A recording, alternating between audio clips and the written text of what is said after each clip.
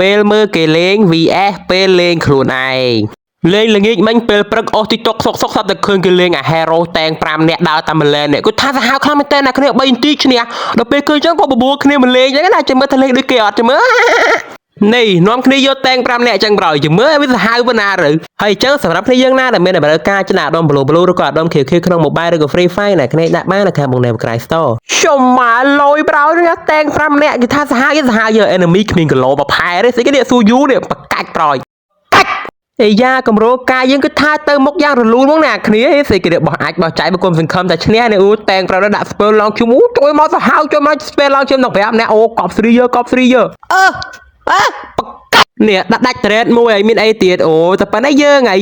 មក1វាយ1មក2វាយ2មក3វាយ3មក4វាយ4មក5ហ្នឹងល្អកូន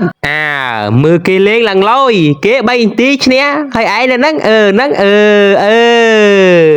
3ខៀលទល់នឹង25ខៀល5ខៀលទល់នឹង35 7ខៀលទល់នឹង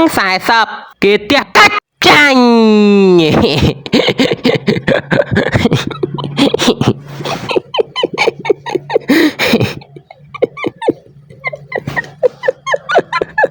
ដូចឆ្កែសិតតែគីឡូ TikTok នេះណាត់គ្នាធ្វើវីដេអូចេញមកវីដេអូដូចឈួតចាញ់ទាំងរែងចាញ់ទាំង Classic ខ្ជិលជំទាលឈឺកហត់